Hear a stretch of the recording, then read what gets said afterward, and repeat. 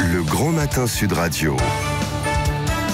Le petit déjeuner politique. Il est 7h42, merci d'être avec nous, c'est le grand matin et c'est le petit déjeuner politique de Nathalie Arthaud, porte-parole de Lutte ouvrière et candidate aux élections européennes. Bonjour Nathalie Arthaud. Bonjour. Un mot avant de parler du social et de la politique sur le hijab. Marlène Schiappa dit que ce n'est pas un signe de liberté et d'émancipation pour les femmes, mais elle ajoute que la loi de 1905 permet à chacun, chacune de faire ce qu'il entend avec sa religion. Quel est votre avis, vous en tant que responsable politique, mais aussi de femme, sur cette question du hijab, du port du voile? C'est quand même très clair. Pour moi, le voile, c'est un instrument d'oppression des femmes. Donc, moi, je milite pour essayer de convaincre les femmes de s'en émanciper. Voilà, maintenant, dans cette affaire-là, évidemment, on voit que, bon, d'abord, Decathlon cherchait à faire de l'argent. Bon, ça, c'est classique. C'est la loi du profit, tout ce qui se vend, voilà. Et puis, de l'autre côté, on voit effectivement des femmes et des hommes politiques qui veulent surfer dessus pour distiller leur petite dose de démagogie, voire de racisme anti-musulmans, voilà. Donc, moi, évidemment, je partage absolument pas leur récrimination dans ce domaine. Oui, mais quand même, sur le port du voile dans notre société aujourd'hui, c'est un vrai sujet ou pas, selon vous?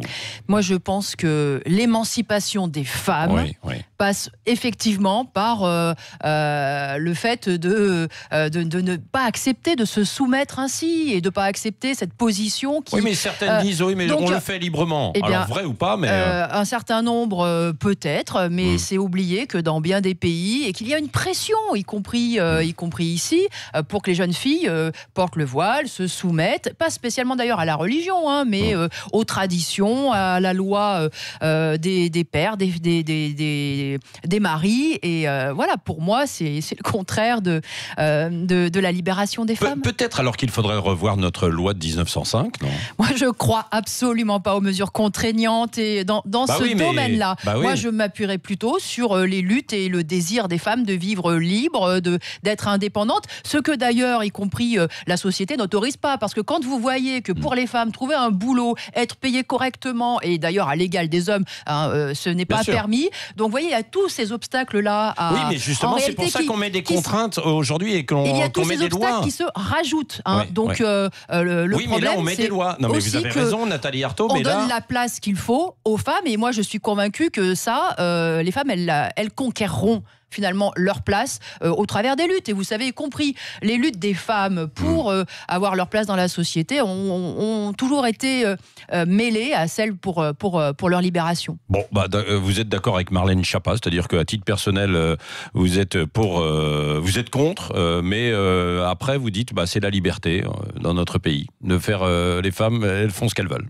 Alors oui, bien sûr. Mais on n'avance pas. On n'avance pas, Nathalie Arthaud. Moi, je mène un combat militant. Politique. Moi, je mène un combat militant, et encore une fois, ces femmes, j'ai envie de discuter avec elles, de les convaincre que effectivement, c'est une oppression qui se rajoute à toutes celles qu'on subit déjà par ailleurs. Maintenant, je ne fais pas confiance ni à l'État, ni à cette loi qui, en réalité, on nous proclame du matin au soir que c'est l'égalité entre les femmes et les hommes. Et c'est le contraire qui se passe. C'est ça. Alors, vous pouvez faire toutes les lois que vous voulez, tant qu'on est dans un ordre social qui est basé d'abord sur l'argent, sur la domination de l'argent, sur des rapports d'exploitation, ça sera ça. Donc moi, je crois qu'au combat, aux luttes qui viennent par en bas. Et je sais qu'il y a des femmes qui portent cette lutte-là et ce combat pour l'émancipation des femmes, des jeunes filles, etc. Moi, je me sens solidaire de ces femmes-là. Oui. Nathalie Arthaud, quand je vous entends, j'ai l'impression d'entendre une femme gilet jaune. Vous êtes gilet jaune dans l'âme depuis longtemps? Moi, je suis plus que gilet jaune. Pourquoi vous n'êtes pas à la tête de ces gilets jaunes? Je suis communiste, je suis contre l'exploitation. Moi, ces fermetures d'entreprises, cette précarité, ces bas salaires, le fait de même plus trouver aujourd'hui un emploi, mais juste quelques heures de boulot, ça me révolte. Comment aujourd'hui on traite les salariés comme des pions? Regardez ces femmes et ces hommes qui ont consacré 10 ans, 20 ans, 30 ans de leur vie pour une entreprise, qui ont investi leur santé, le meilleur d'eux-mêmes, ils sont virés du jour au lendemain. Tout ça, c'est quelque chose que je dénonce depuis toujours, mais je sais que ce combat, il faut qu'il soit mené par tous ceux qui sont opprimés dans cette société, par tous ceux qui se retrouvent au chômage, qui sont isolés par les... Qui sont menacés. par les travailleurs dans les entreprises. Et c'est là que, effectivement, nous, Lutte ouvrière, nous défendons une politique qui est différente des perspectives offertes aujourd'hui par le mouvement des Gilets jaunes, parce que nous pensons que ce mouvement doit se développer dans les entreprises et qu'il ne suffit pas de mettre en cause la politique anti-ouvrière de Macron. Il faut aussi mettre en cause la politique de ces grands groupes industriels et financiers, parce que ce sont eux Ford, qui jouent sur nos vies. Oui, Nathalie Arthaud, pour Ford, par exemple, est-ce qu'il faudrait, certains l'ont évoqué, renationaliser ? Oui, moi je pense qu'il faudrait réquisitionner tout simplement cette entreprise, grande entreprise. Là, on ne parle pas de la petite boucherie du coin ou du boulanger qui a des difficultés. Là, on parle d'un trust multimilliardaire, c'est 7 milliards quand même de profit en 2017, et qui a en plus touché effectivement des dizaines de millions d'argent public de l'État, des collectivités locales, etc. Et oui, moi, je pense qu'il faudrait réquisitionner purement et simplement. Et là, on a un gouvernement qui nous joue la comédie. Voilà, tout simplement, qui lanterne les travailleurs depuis des mois en expliquant qu'il va chercher une solution, que peut-être d'ailleurs il y aurait une nationalisation, un temps partiel, enfin temporaire, etc. Et au bout du compte, il laisse faire. Voilà. Alors moi, ça fait partie des choses, que je trouve révoltantes, parce que ces grands groupes, finalement, ils ont le droit de tout faire. Ils font ce qu'ils veulent. Alors, ils encaissent l'argent de l'État et ils peuvent, comme ça, fermer une entreprise et condamner une région entière. Oui, Nathalie Arthaud, porte-parole de Lutte ouvrière. Est-ce que vous avez un avis ? Et puis, vous êtes candidate aux européennes, donc il y a une histoire qui est finalement franco-européenne en ce moment, c'est Air France et KLM, avec les Pays-Bas qui montent à 14% à hauteur du capital. Donc Emmanuel Macron dit qu'ils ont agi, les Pays-Bas, par surprise. Quelle est votre réaction ? Vous avez un avis, vous, précisément ? Moi, la question que je me pose, c'est qu'est-ce que ça change pour les salariés ? Oui. Voilà, parce que c'est ça le problème. Ouais. Et vous savez, toutes ces discussions sur l'économie, sur les actionnaires, ils s'achètent, ils se vendent les actions, qui monte au capital, qui descend, qui est majoritaire, etc. Tout ça, c'est les affaires. Les Néerlandais disent qu'il y a trop de privilèges du côté des salariés français. Oui, alors tout ça... Les pilotes qui sont bien payés, par exemple. Les pilotes d'Air France, ils sont quand même bien payés. Nettement mieux que du côté de KLM, quoi. Oui, alors ça, d'abord, ça dépend par rapport aux pilotes des autres compagnies, parce que j'ai vu que, y compris leur salaire, en réalité, avait beaucoup stagné. Bon, voilà. Donc, moi, c'est le point de vue des... Vous défendez les pilotes d'Air France, alors ils sont quand même à 7-10 000 euros par mois. Moi, je défends tous les salariés qui ont le droit, de voir leur salaire augmenter, alors que les sociétés, alors que les richesses, alors que les profits augmentent dans cette société. Voilà. Pourquoi, quand on est salarié, il faudrait toujours accepter de se serrer la ceinture, il faudrait accepter des sacrifices, alors qu'on voit le partage que des richesses, c'est ce que vous dites ? Non, le partage des richesses, c'est quand on s'adresse effectivement à ceux qui ne font rien de leur dit doigt, aux actionnaires et aux propriétaires qui accaparent l'essentiel de cet argent-là. Les pilotes d'Air France, eux, c'est normal. C'est normal qu'ils soient assez salaires. Les pilotes, jusqu'aux stewards, jusqu'aux guichetiers, ils doivent effectivement se battre, parce que leur pouvoir d'achat, il doit évoluer au rythme de cette société. Vous savez, moi, pour nous, la frontière, elle passe entre ceux qui doivent travailler pour gagner leur vie, ceux qui travaillent, ça c'est effectivement le monde du travail, et puis ceux qui au contraire vivent du travail des autres. Et ça s'appelle les actionnaires, ça s'appelle le grand patronat, ça s'appelle la bourgeoisie. Moi j'ai entendu... Carlos Tavares, vous savez, le PDG de PSA, nous expliquait que, oh là là, c'était génial, vraiment, les décisions qu'il venait de prendre, puisque... il donne une prime de 3 000 €. Il donne une prime et il explique que finalement, il dépense autant pour les salariés en prime que ce qu'il verse aux actionnaires. Il y a égalité entre les actionnaires et les salariés.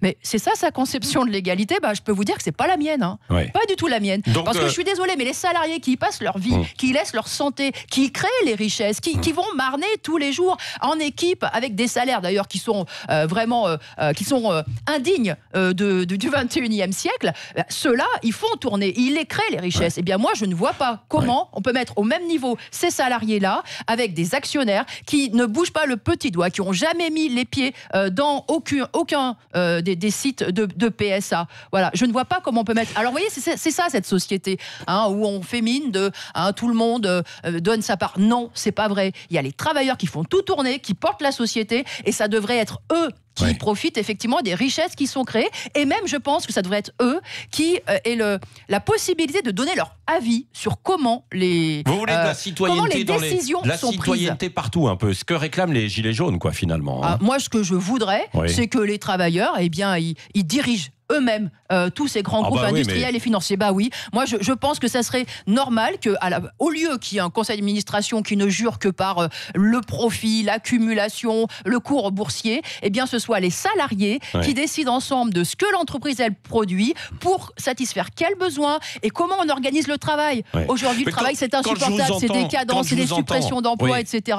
Bon, eh bien non, bah moi je pense que les perspectives c'est au contraire que... Bon, mais quand je vous entends Nathalie Arthaud, je me dis que finalement vous avez quand même un peu les mêmes revendications que beaucoup de gilets jaunes. Pourquoi vous n'êtes qu'à 1% dans les intentions de vote pour les sondages aux européennes? Mais parce que ça n'a rien à voir. Et d'ailleurs, les gilets jaunes ont compris une chose, et c'est là que je les salue, c'est que finalement c'est un rapport de force, c'est une pression par en bas qu'il faut exercer sur tout ce système, à la fois sur Macron, mais aussi sur ceux qui finalement tiennent le pouvoir financier, le pouvoir économique. Donc c'est ce rapport de force qui compte. Donc ils ont raison de continuer à manifester. Même si, comme le dit Emmanuel Macron, c'est la démocratie de l'émeute qui l'emporte aujourd'hui. Qu'est-ce que vous lui répondez? Vous savez, les gilets jaunes auront été accusés absolument de tout. Alors de tout, d'être antisémites, d'être des émeutiers, d'être des violents, etc. Ça c'est pour discréditer le mouvement. Vraiment, ils y sont pas allés avec le dos de la cuillère, j'ai envie de dire. Mais c'est quoi la démocratie de Macron? C'est cause toujours tu m'intéresses. C'est ça, parce qu'en réalité, alors on a le droit de parler. Le grand débat, c'est ça alors. C'est une mascarade. C'est une mascarade. Quoi, parce que le grand débat, bien sûr que c'est une mascarade, puisque de toute façon, pour véritablement augmenter les salaires, les pensions de retraite, les allocations, pour faire que chacun ait le droit d'avoir un emploi, c'est-à-dire juste le droit de gagner sa vie quand même, eh bien, en réalité, il faudra prendre sur les profits, c'est-à-dire il faudra attaquer la classe capitaliste, il faudra s'attaquer à ce grand patronat. Et évidemment que Macron ne veut pas le faire. Regardez sur l'ISF, même rétablir comment dire, ça égratigne même pas la richesse de la bourgeoisie, l'ISF, même ça il veut pas le faire, donc il ne touchera pas à un cheveu de la bourgeoisie. Donc en réalité rien ne sortira évidemment de ce grand débat, en tout cas rien qui puisse satisfaire les intérêts des classes populaires. Nathalie Arthaud, le mot de la fin avec Cécile de Ménibus. J'ai parcouru le site de Lutte ouvrière dans une période où on appelle à l'apaisement. Il y a un lexique assez violent dans vos pages. Vous parlez de révolution, d'acharnement, de combat, de révolution, encore d'attaque. Il est évoqué des périodes d'affrontement contre la bourgeoisie. Vous prenez l'organisation pour détruire l'état de la bourgeoisie.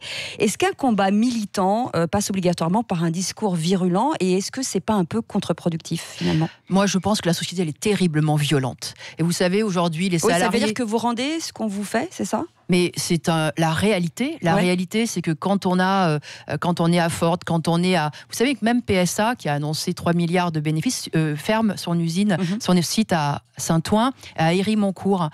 Quand on est salarié de ces entreprises, vous vous rendez compte, c'est sa vie qui est mise par terre. C'est ses projets qui sont réduits à néant. Et cette violence-là, de ceux qui tremblent à chaque fois qu'ils vont regarder ce qu'ils ont sur leur compte en banque, parce qu'ils se demandent ce qu'ils vont pouvoir acheter, ne serait-ce que pour manger, donner à manger à leurs enfants. Cette violence de la société, elle est là et elle est insupportable et on ne peut pas l'accepter. Moi, quand j'entends les dirigeants politiques, enfin de la majorité, dire il faut un retour au calme, mais c'est quoi leur retour au calme? C'est cette société inégalitaire, injuste, qui condamne des millions de femmes et d'hommes à la marginalité, à se nourrir de pâtes et d'œufs et à regarder leur vie comme ça se dérouler devant eux et puis vivre au travers de la télévision. C'est ça. Donc cette violence de la société... Ça veut dire que vous n'avez pas le choix aujourd'hui? Moi, je pense qu'aujourd'hui, on est dans une société qui est d'abord une économie qui est en crise, qui fait reculer les conditions de travail et de vie de la grande majorité, et qu'il faut changer ça. Il faut empêcher ça. En réalité, on est tous en train d'être écrasés à partir d'un rouleau compresseur qui est ce grand capital, mais pas que les salariés d'ailleurs, hein. Aussi bien des indépendants, bien des petits patrons, bien des agriculteurs sont écrasés par cette loi, hein, du grand capital. Merci Nathalie Arthaud, porte-parole de Lutte ouvrière et candidate aux élections européennes, était l'invitée de Sud Radio ce matin. Vous pouvez bien sûr commenter sur Twitter, #Sud Radio Matin. Restez avec nous, 7h57, c'est Sud Radio.